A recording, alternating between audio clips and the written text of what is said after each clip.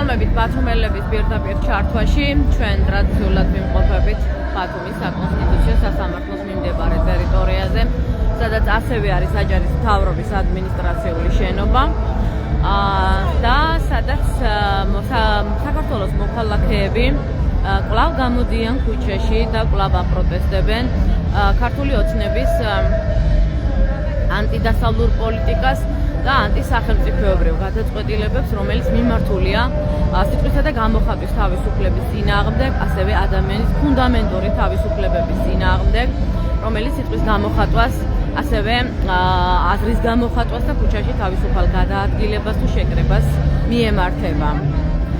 ჩვენს ლაივ ჩართვაში ალბათ გესმით მუსიკის ხმაური, რადგანაც მოპირდაპირე მხარეს ევროპის მოედანზე ქართული ოცნების ხელისუფლება მართავს ახალ კონცერტებს. ასე იქნება ალბათ ახალ წლამდე და ახალი წლის შემდეგაც, რადგანაც სიაში 90 მუსიკოს შემსრულებელი ყავს ახალ კონცერტების სიაში და ამ ღონისძიებებისთვის ბათუმის ბიუჯეტიდან 400,000 ლარზე მეტი დაიხარჯება. იმ ქალაქის ბიუჯეტიდან, რომელსაც ათასობით უსახლკარო ადამიანი ყავს და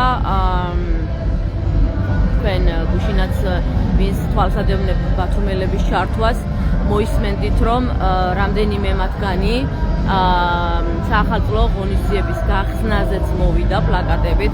ისინი შეეცადნენ, რომ ადამიანები, შუშუმიშვილების დედები იყვნენ მოსული უსახლკაროები, რომლებიც გვეუბნებოდნენ, რომ მთელი წელია დგანან ისინი ხან მერის კარებთან, ხან აჭარის მთავრობის კარებთან და ცდილობენ ქართული ოცნების წარმომადგენლებთან შეხვედრას, რომ მათ ესაუბრონ თავიანთ პრობლემებზე, გასაჭირზე, მათ გაუსაძლის ცხოვრებაზე, თუმცა არც გუშინ ამ საახალწლის ნაძვის ხის ანთების ცერემონიის დროს არ მიეცათ მათ სულხან თამაზაშვილთან მიახლოების და მათი გასაჭირზე საუბრის შესაძლებლობა. ისინი დაცვამ გაიყვანა და ცდილობდნენ, რომ წაერთვათ პლაკატებით, სადაც ეწერათ, რომ ისინი ითხოვდნენ საცხოვრებელ ბინას და სასწავლებლებით უზრუნველყოფას.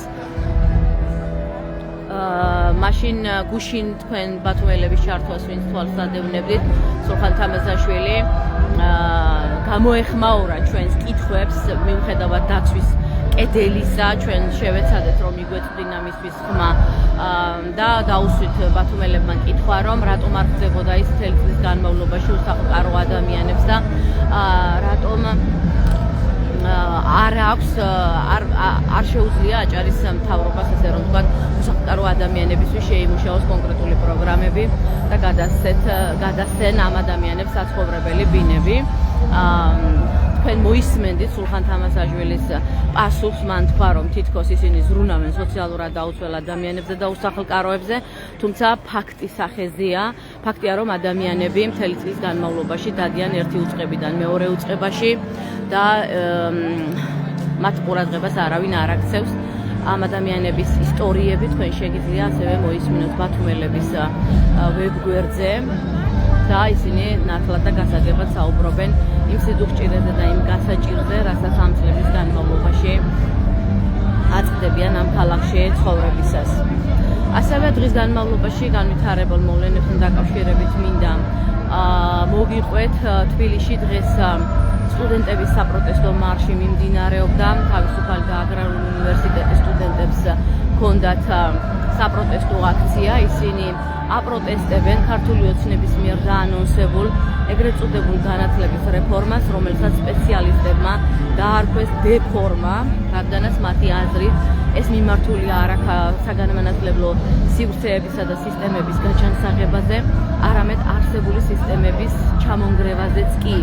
და ამიტომაც უწოდეს სწორედ ამ დაანონსებულ რეფორმას დეფორმა ან დეფორმაცია დაანგრევა და როგორც სახელმწიფო უნივერსიტეტების წარმომადგენლები, ასევე განათლების სპეციალისტები და ექსპერტები საუბრობენ იმაზე, რომ ის რაც ჩაიფიქრა ქართული ოცნების ხელისუფლებამ, როგორც სასკოლო რეფორმასთან დაკავშირებით, ასევე საუნივერსიტეტო რეფორმასთან დაკავშირებით, რეალურად ეს არის სტუდენტებისთვის სწავლის შესაძლებლობების წართმევა, რადგანაც ერთი ქალაქი, ერთი ფაკულტეტის პრინციპი გულისხმობს იმას, რომ აბიტურიენტების დიდ ნაწილს აღარ ექნება შესაძლებლობა თავიანთ სასურველ უნივერსიტეტში, სასურველ სპეციალობაზე გააკეთონ არჩევანი, ასევე ფაკულტეტების შეზღუდვა და გაუქმება ზრდის კონკურენციას კონკრეტულ ფაკულტეტებზე, კონკრეტულ უნივერსიტეტებში და კონკრეტულ მიმართულებებზე და თუ მაგალითად რაღაც სპეციალობაზე, მოთხოვნად სპეციალობებზე აქამდე თქვათ თბილისში 1000 ან 1500 ადგილი იყო გამოყოფილი, ამ საუნივერსიტეტო რეფორმების შემდეგ შესაძლოა ეს რიცხვი განახევრდეს, რაც იმას ნიშნავს, რომ აბიტურიენტების ძალიან დიდი ნაწილი უნივერსიტეტის გარეშე დარჩება.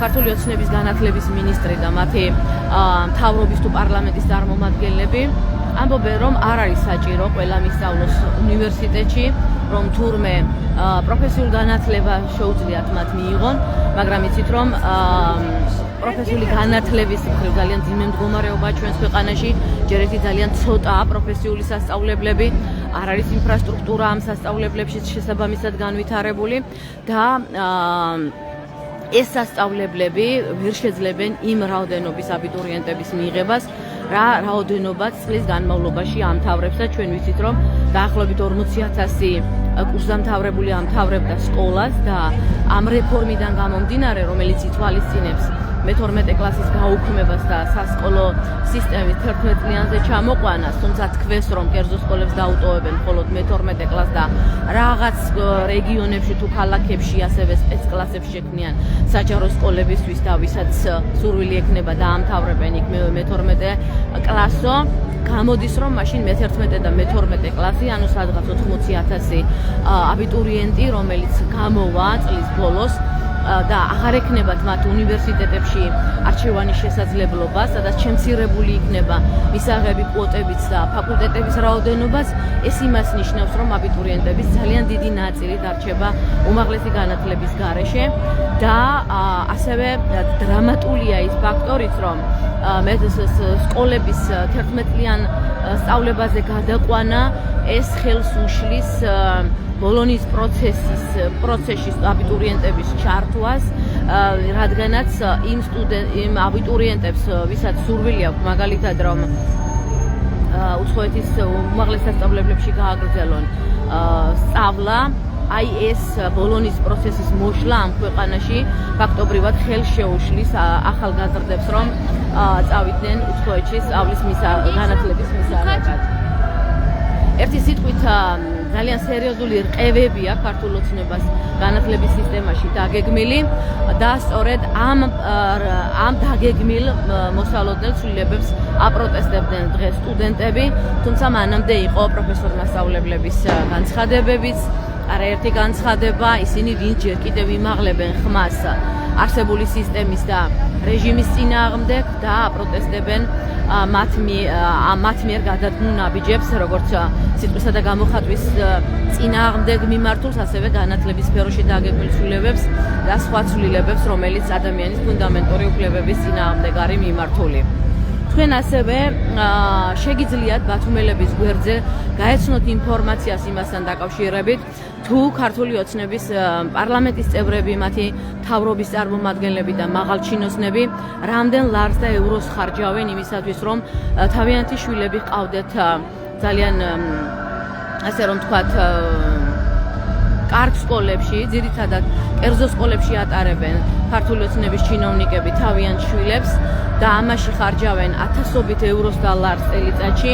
ძალიან ცოტა მათგანს თუ ყავს საჯარო სკოლებში შვილები, უმეტესობას კერძო სკოლებში ყავს თავიანთი შვილები და ისეთ კერძო სკოლებში, რომელიც დაარსებულია ამ ქვეყანაში, მაგალითად საელჩოების მიერ, არის ამერიკული სკოლები, ფრანგული სკოლები და ასე შემდეგ. მიუხედავად იმისა, რომ ანტიდასავლურ რიტორიკას ატარებს ქართული ოცნება და ცდილობს დაარწმუნოს თავისი ამომრჩეველი, რომ თურმე დასავლეთი არის ამ ქვეყნის საფრთხე, თუ გადახედავთ ამ ადამიანების დეკლარაციებს, ნახავთ, რომ თავიანთი შვილები დასავლეთში ყავთ, ფრანგულ სკოლებში, ამერიკულ სკოლებში, ბრიტანულ სკოლებში, იქ ცხოვრობენ, იქ სწავლობენ და ამ ქვეყანაშიც კი უცხოურ სკოლებში დაყავთ თავიანთი შვილები, თუმცა მათი დაანონსებული განათლების რეფორმა საქართველოს ახალგაზრდებს უზღუდავს არა მარტო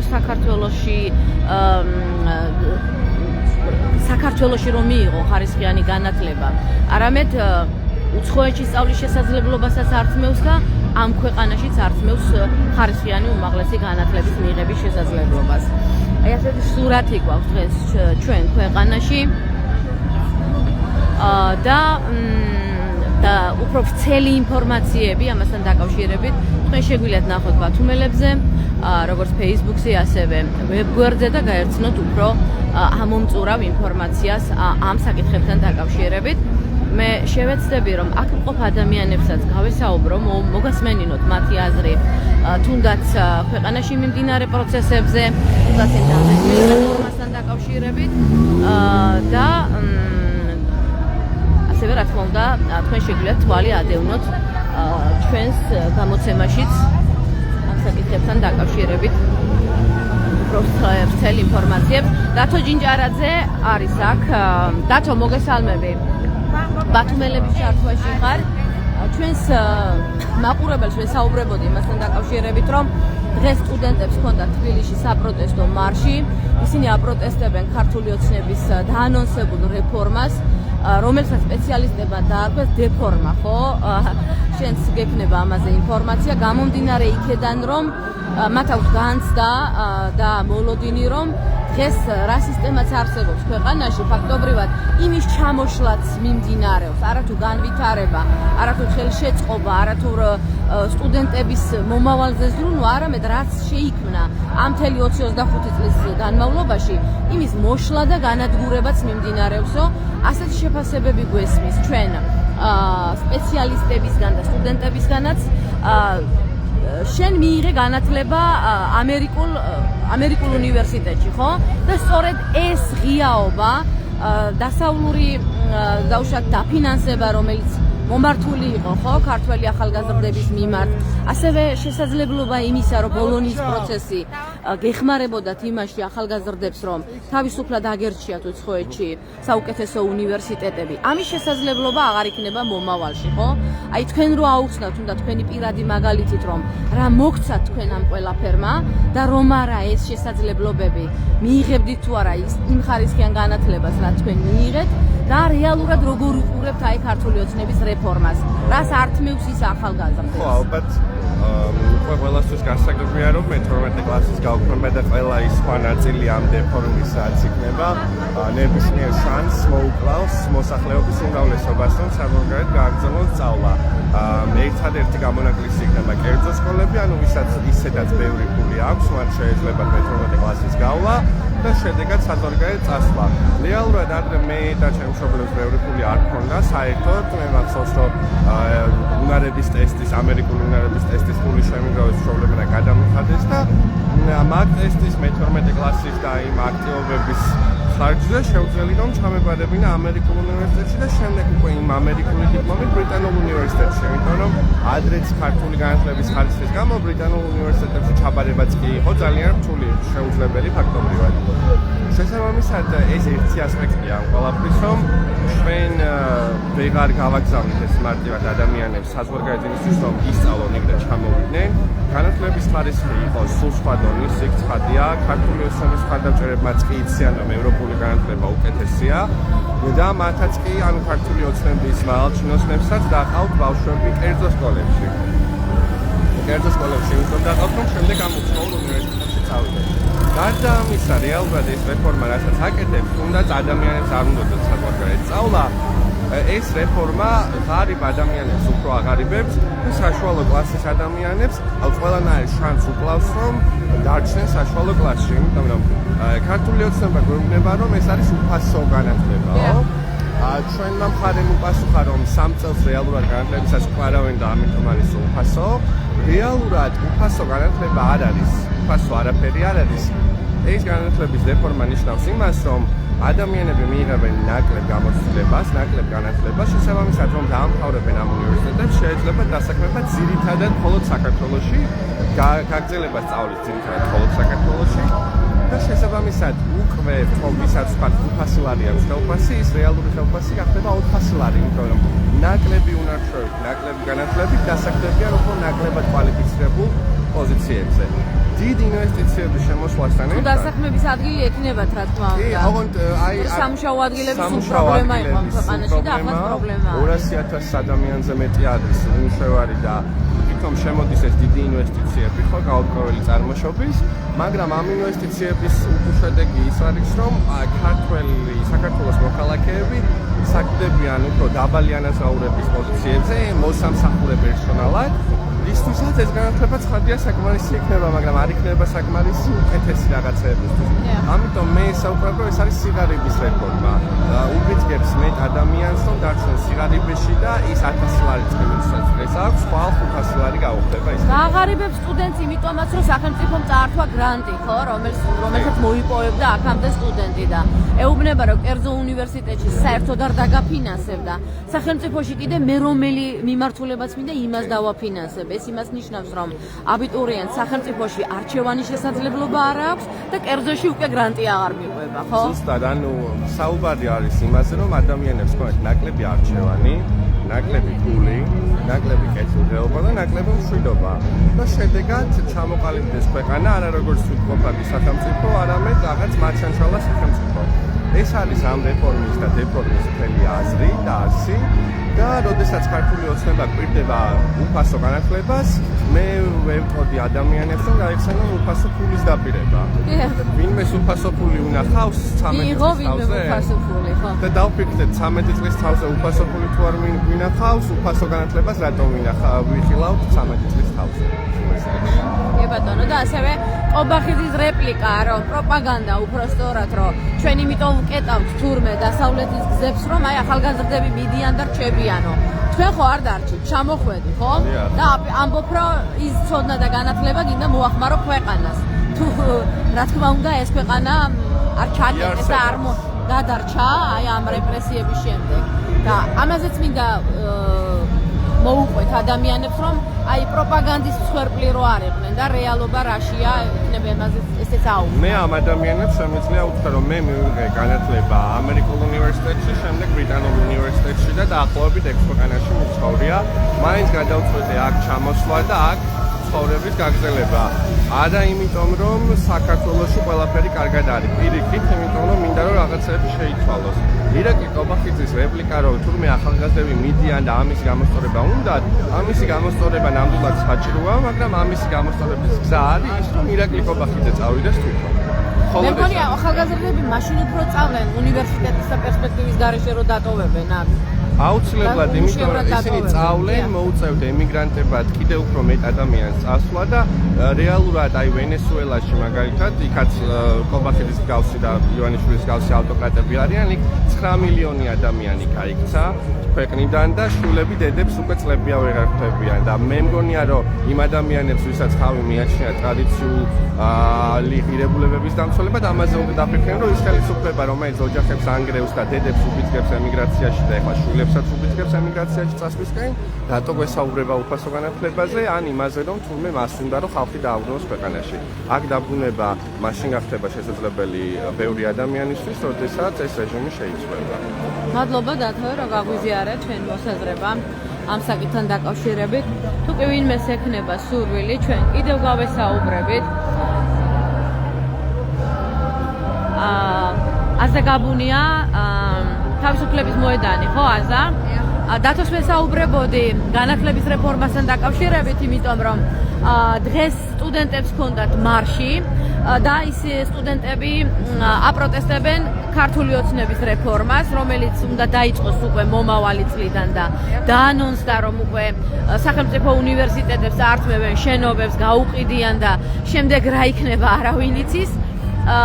და აქვს ყველას განცდა, თქვა სტუდენტსაც, მოქალაქესაც, მშობელსაც, რომ რეალურად უნგრევენ მომავალს.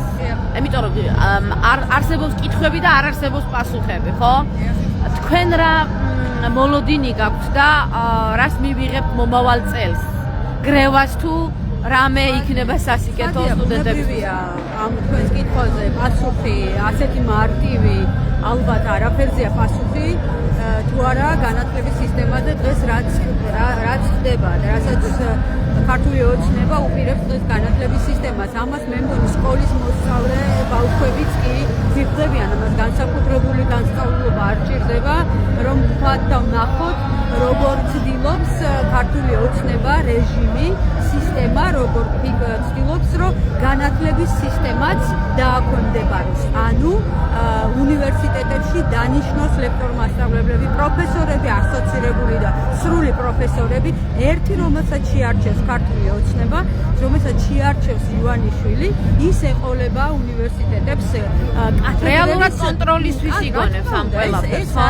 ეს არის კონტროლის მექანიზმი, ანუ ნიშნავს იმას, რომ ერთ უნივერსიტეტში, ერთ ქალაქში, ერთ ფაკულტეტში, ერთ უნივერსიტეტში ეყოლება ერთი რექტორი, რომელიც იქნება დაქვემდებარებული ქართულ ოცნებაზე, რომელიც გაატარებს ქართული ოცნების პოლიტიკას უნივერსიტეტებში და ყველა ლექტორ-მასწავლებელი იქნება შერჩეული მხოლოდ და მხოლოდ ქართული ოცნების მეხოთბეები, ქართული ოცნების კადრები და ესე აპირებს ქართული ოცნება გაატაროს ეგრეთ წოდებული რეფორმა განათლების სისტემაში. თუმცა მათი წარმომადგენლები არ ზოგავენ არც ძალისხმევას და არც თანხებს, რომ თავიანთი შვილები ყავდეთ დასავლურ სკოლაში, ევროპულ სკოლაში და ახარჯავენ ათასობით ლარებს და ევროებს. სოფო ხალვაში ბათუმის მერის მოადგილე ხო? თავისი შვილი მაგალითად ჩააბარეს ულოცავენ სოციალურ ქსელებში, როგორ ჩააბარა იტალიაში. ხო, ანუ ცხადია, ხო შორს რო არ წავიდეთ, აი ცხადი მაგალითი სულ ახლა ხან. მეც ულოცავ, რა თქმა უნდა მისალოცია ის, რომ საუკეთესო უნივერსიტეტებში ევროპულ განათლებას იღებს მისი შვილი, საწინააღმდეგო მე არაფერი არ მაქვს, უბრალოდ ანალოგიურად უნდა სხვა ადამიანებსაც თავიანთი შვილებმა გააგრძელოს სწავლა საზღვარგარეთ. უნდა არჩევანის საშუალება უნდა ჰქონდეს საქართველოში დარჩება თუ ევროპაში მიიღებს განათლებას, ხო? ამ არჩევანს არჩევენ ფაქტობრივად. საქართველოში თუ დარჩება, განათლებაც უნდა ჰქონდეს ღირსეული და ისეთი, რომელიც სამომავლოდ შეძლებს ეს ადამიანები ახალგაზრდები კონკურენტ უნარიან გარემოში იმუშაონ და მიიღონ განათლება. მე მგონი ადამიანებს, ვისაც კიდევ დარჩა რაღაცა კითხვები, უნდა გაიაზრონ ის, რომ ქართული ოცნების ხელისუფლება, რომელიც შეეხო, ხო, ძალიან უხეშად შეეხო საქართველოს კონსტიტუციას, ადამიანებს ართმევს კონსტიტუციურ უფლებას. აი აქ ქუჩაში დგომა, ტროტუარზე პროტესტის გამოხატვა ითვლება კრიმინალად, ხო? ისჯება. აი ამ პოლიტიკის მატარებელი ხელისუფლება არსებობს კი მოლოდინი, რომ ის შექმნის თავისუფალ გარემოს უნივერსიტეტებში და სტუდენტებისთვის. ამის მოლოდინები არ შეიძლება ვინმეს ჰქონდეს, ხო?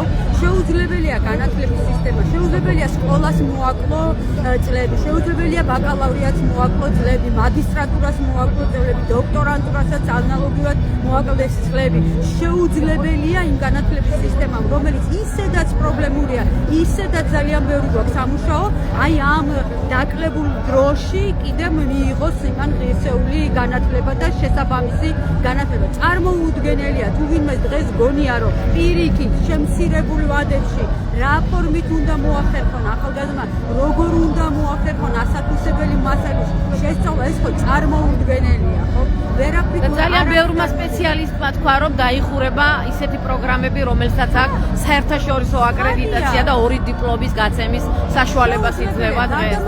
კერძო უნივერსიტეტები, რომლებიც იყვნენ ძალიან მნიშვნელოვანი უნივერსიტეტები, ილიას უნივერსიტეტი, ხო, ჯიპა და საქართველოს უნივერსიტეტი, ტექნოლოგიური უნივერსიტეტი. აი ეს უნივერსიტეტები, რომლებიც სერიოზულ კადრებს უშვებდნენ ამ ქვეყანაში, კურსდამთავრებულები სხვადასხვა სამეცნიერო კვლევებში არიან ჩართული სხვადასხვა ქვეყანაში, წამყვან უნივერსიტეტებში ყავს გაშვებული საქართველოში მიღებული განათლებით და აი ამ კერების ჩახშობას ცდილობს ქართული ოცნება.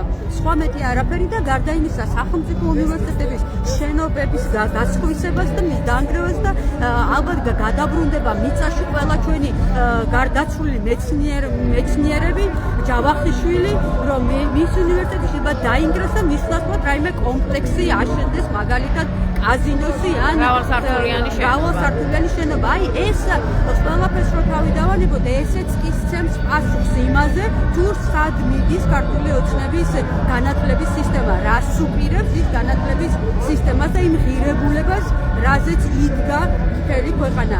ჯავახიშვილის უნივერსიტეტი, ანუ უნივერსიტეტები, რომელმაც უნდა შექმნას თაობები, რომელზეც დგას ქვეყნის ინტელექტუალური და აკადემიური საკუთრება, აი ამ ყველაფრის განადგურებას ცდილობს ქართული ოცნება. არ ვიცი, ვინ შეიძლება კონდეს კიდე კითხვა ამ საკითხთან დაკავშირებით და რაიმე ბუნდოვანებას უიწევს ეს. მე მგონი ყველაფერი ნათელია, ხო? ისევ როგორც არასოდეს ყველაფერი ნათელია აი ამ სისტემით, ამ რეჟიმით, ამ რეფორმით, რის მიღწევას ცდილობს ქართული ოცნება. აზა დიდი მადლობა, რომ გაგვიზიარეთ მოსაზრება.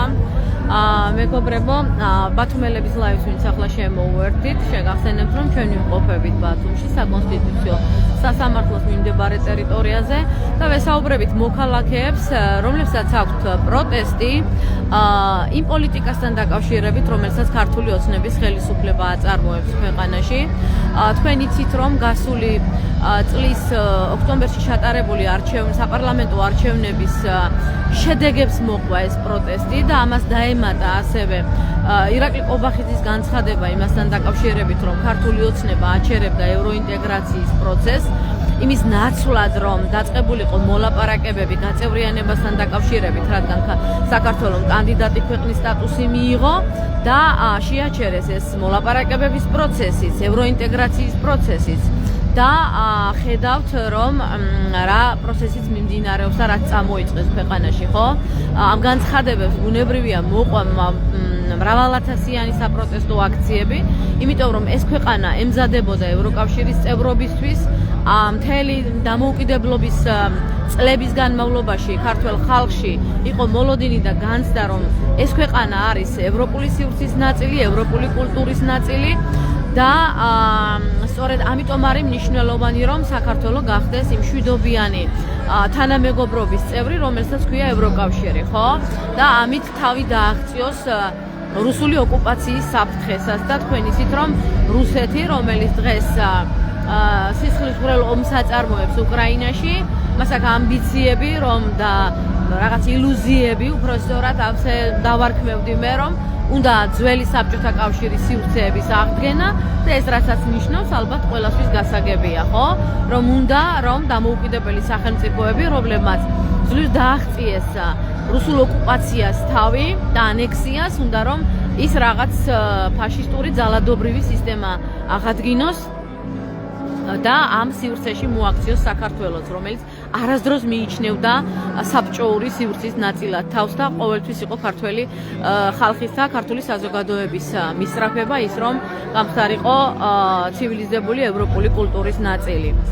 ბუნებრივია აქ მყოფი საზოგადოებას დღემდე იცავს ამ პოზიციას, აპროტესტებენ ქართული ოცნების რიტორიკას, ანტიდასავლურ რიტორიკას და მათ პრორუსულ განწყობებს და ასევე იმ პოლიტიკას, რომელიც ამ ქვეყანას საბოლოოდ თუ ასე გააგრძელდა, მოუტანს დიდ საფრთხეებს, შეუჩერდება ამ ქვეყანას თავისუფალი მიმოსვლა ევროპასთან და ქართველი ხალხი დაკარგავს ძალიან ბევრ სიკეთეს, განვითარების შესაძლებლობას, პერსპექტივას და ასევე იმ რისკების წინაშე ის რისკები კიდევ უფრო გაიზრდება, რაც დღემდე შექმნა ქართულმა ოცნებამ სიტყვისა და გამოხატვის თავისუფლების წინააღმდეგ, საქართველოს კონსტიტუციის წინააღმდეგ, ადამიანის უფლებების წინააღმდეგ და ამ ადამიანის უფლებებში იგულისხმება ყველაფერი, განათლების უფლებას, ჯანდაცვის უფლებას, სიტყვისა და გამოხატვის თავისუფლებას და ყველაფრის უფლებას, რაც ადამიანის კეთილდღეობისთვის არის მიმართული. თქვენ ხედავთ აქ პროტესტში მყოფ ადამიანებს და ქუჩის მეორე მხარეს ქართული ოცნება ზეიმობს ხალხის ბიუჯეტს ხარჯავს იმ კონცერტებში, რომლის მოსმენაც შესაძლოა არც ყოფილა ამ ადგილობრივების არჩევანი, იმ ადამიანების არჩევანი, რომლებიც უწამლობით იტანჯებიან, უბინაობით იტანჯებიან და უამრავი გამოწვევა არსებობს ამ ქალაქში და ამ ქვეყანაში. მით უმეტეს იმ ფონზე, როდესაც ამ ქვეყანას 150-ზე მეტი პოლიტიკური პატიმარი ყავს დღეს ციხეში და ათასობით ადამიანი ყოველ ღამე, ყოველ დღე გამოდის და მოითხოვს უკეთეს მომავალს და უკეთეს ხელისუფლებას. მე დაგემშვიდობებით ხვალამდე, მადლობა იმისთვის, რომ ჩვენთან ხართ, იღებთ ჩვენგან ინფორმაციას, თვალსადევნებთ ჩვენს ლაივ ჩართვებს, ასევე სხვადასხვა ინფორმაციებს, დაგემშვიდობებით და დავბრუნდებით ტრადიციულად ხვალ ამ დროისთვის. დროებით კარგად.